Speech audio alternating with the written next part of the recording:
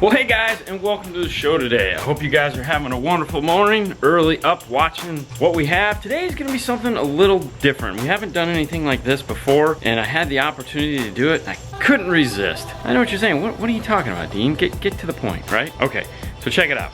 So the other day I got a call from my buddy Shane at Scar Out, and he says, hey man, I got this box. You're gonna get a kick out of this. I'm pretty sure you're gonna wanna do a video on it. And I said, okay, send it over to me. So the other day this thing came and I was like, all right. And I went, holy cow, you're kidding me. This is the coolest thing in the world. And don't get me wrong, it's really not the coolest thing in the world. It's more nostalgic than anything. And I felt since, you know, we were showing some of the older videos of installs I've done, this is one of the products that I used to install all the time. And it's a nightmare of an install, but this one is pristine. It's never been installed. And I'm gonna show it to you guys, but then it's gonna find a new home. I actually have a guy that wants this. I don't know if you guys remember, we did a live show with a guy named Jeff Smith. He's doing a retro install on his Honda Prelude that he got. He bought all old classic stuff. This is perfect. I showed it to him last night and he was like, where did you get this? This is the coolest thing in the world. So before I give it to him, I want you guys to see this. So I'm gonna stop talking. Let's do the intro. And let's take a look at what's in the box.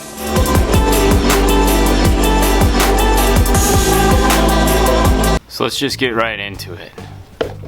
Now, a lot of guys ask me, they say, hey Dean, do you install alarms? Do you guys install alarms at 5-star? Do you do that kind of stuff? And the answer is, yeah, we do, but we don't do a lot of them because most cars come with alarms. Most cars have remote start, and it's not real popular here. But back in the day, as it were, we installed a lot of these guys. This is the Clifford AvantGuard 4. This thing is brand new. Never been installed. Just to give you an idea of when this guy came out, 1989. That's right. So let's go ahead and go through this box and I'll show you what the alarms used to look like back in the day. So right off the bat, this is the main brain for the alarm. This is an all analog alarm. This was long before there was all these cool fancy keys with chips and CAN bus and all the data bus stuff. Everything was just straight up, you hardwired a car, you replicated what the key was doing when it cranked. So that's what these giant wires are here for, is this is for car start. Now, not just this is the main brain. This is what controlled all the functionality of the system. This guy here, this guy is for window roll up. That's right, this would roll up all your windows. So now you have two plugs. They're giant wiring harnesses that you need to install in the car. Now none of these are smart harnesses or talk to the car. This was all analog stuff back then. Now this monster right here, this guy is a battery backup siren. So this has a battery built into it. Who knows if it's still any good. As you can see, it's a 4-wire install. Now the one really cool thing about Clifford's is they had real unique siren tones compared to everyone else that was just wee-oo, wee-oo, wee-oo, wee-oo. So that was one of the really cool features about Clifford, and you knew when there was a Clifford in the car because the siren sounded totally different. Alright, so this is the starter disable. This was ignition and fuel cutoff. So this would cut off the ignition or the fuel pump. Now this little guy right here, this is a photo strobe. Now in most modern cars, when you get into the cars, you don't even have to turn on the lights anymore. It knows when the car is at nighttime, it automatically turns on the lights for you. Well, back in '98, that wasn't a real popular feature, meaning you couldn't get it on every car that exists. So this alarm would actually give it to you. You'd put this little photo strobe on the dash, and it would know when it was dark because it could sense the light, and it would automatically turn on your headlights for you. The problem that would happen is that the little piece of plastic that was in here wasn't UV. So it would eventually burn out or get dark and go opaque and it would stop working. So you'd have to pull this apart, pull that little plastic out, then you get another couple years out of it before the sensor itself would just die. This would add that cool nighttime headlight feature to your car for you. Digital tilt motion sensor. So you'd mount this in the car, it would figure out where your car was sitting every time you parked. This was revolutionary at the time. It knew if you were tilted at an incline and it would adjust from there, as opposed to just, let's say, like a mercury sensor, that if you all of a sudden had to park on a hill, it wouldn't work properly. So this knew it would automatically recalibrate itself for you.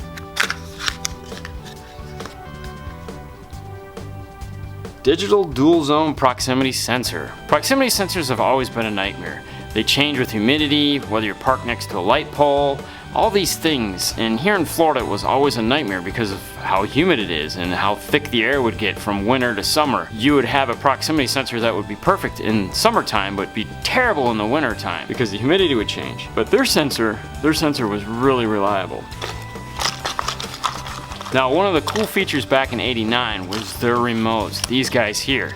Now, they don't have cool screens on them like you have now, but they were carbon fiber. And everyone was just like, ooh, I want the carbon fiber remote. Now, it seems silly now, but you wanted this remote. They actually had this in wood grain too. They had 2 different wood grains for this, and it was like, this was the ultimate. Up here, lights up red. You wanted this. You'd hang this out of your pocket to show everyone, I have the badass Clifford alarm. This was cool. This came a little later, between the 3 and the 4.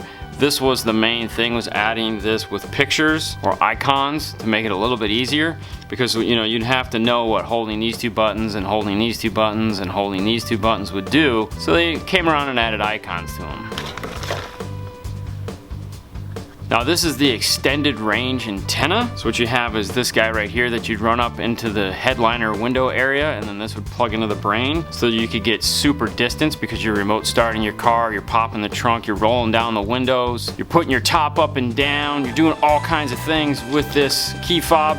So you want to make sure you have good range, so when you're walking out to your car from the parking lot, you know, you can be like, dude, watch what I'm doing. I actually had one of these. I had an SL 500 that I made the top go up and down on when you were holding the buttons, so you had to make sure you had good range. Now, the other thing that was unique is it has this cool LED right here, and it had a flush panel for it that said Clifford, but you could back mount it if you wanted, nice and easy, or you could mount it from the top and put the sticker over it. So that was up to you. This is the window sticker for the antenna, so you can run the copper part through here and stick it on the window, or stick it down to increase the range. And then their valet button was totally different. So their valet button actually has 2 buttons on it, and it has a plain side and a star side. So to put it in valet, it was star star plain. It wasn't just like put the key on, press a button, or hold a button. You turn the key on, star star plain. And there was a rhythm to it, so that if you had to get it just right. Now, you could change it. So if you wanted your code to be unique, it could be like plain star, plain star. You could do whatever you wanted with those 2 buttons, so that it was your private code that no one could figure out. And of course, that meant that if you put your own private code in and you forgot it, you couldn't disarm your car and you couldn't remember your code, you're not going anywhere. Now let's take a look at this wiring harness. So this big guy here, this is for the accessories. This is your remote start harness. So you got this monster of a harness that you have to install. You got this monster of a harness that you have to install. You got another harness here. This is an accessories harness.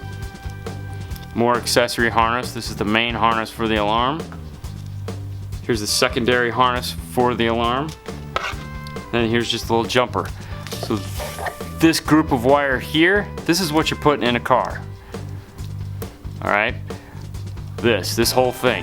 And most of these wires, they got used. It wasn't like, oh, I only need like 6 of these and I'm good. No. If you were putting this system in to do everything it was supposed to do, which was turn on and off the headlights, roll up and down the windows, start the car, pop the trunk, you name it, this thing could do it. It was insane. You were putting all these in, every single one of these. These alarms took on average a day to a day and a half to install from start to finish. And then down here, you get a little cheat sheet that tells you how all this stuff works. So you have arm, disarm, trunk release, silent arm and disarm, IntelliStart 4, headlights or turbo timer, smart windows 4, valet mode, and on the back, there's your start blank in order to bypass it. And then the other thing they gave you was this guy here. These are accessories, so no T-taps here, so they didn't give you any T-taps. They gave you butt connectors, they gave you zip ties, they gave you double-sided tape, they gave you fuse holders. There's fuse holders right here. They gave you a bag of resistors. That's right, they gave you a bag of resistors. Who gives bags of resistors?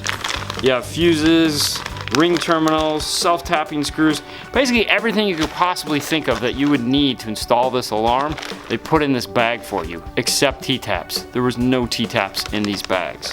So when you guys ask me about alarms, These are the nightmares that I think of. We put in a lot of these. We were a big Clifford dealer. We put in a lot of AvantGuard 4s because they're, again, back in 89, 90, cars didn't have a lot of these features built into them like they do now. So we could add all these features and make them work with the alarm. These were super expensive alarm systems. Some of these, you know, you're talking full blown, you could spend 2,000 bucks getting this thing put in your car. Lots of fun there, guys. For those of you that are familiar with alarms, you're gonna be like, what? What is all that? And for those of you that have never seen an alarm before, you might be going, well, that's what I envision an alarm look like. All right, guys, thank you as always for watching. I hope you enjoyed this. What do you think, Fernando? I think it's a lot of wires. I think it's a lot of wires too. So now you know every now and then when we talk about alarms, I kind of just sit in a corner and cringe and be like, I'm glad we don't do alarms. because this is what I'm thinking of. You guys have a great night as always. On to the next one, guys. See you later, bye.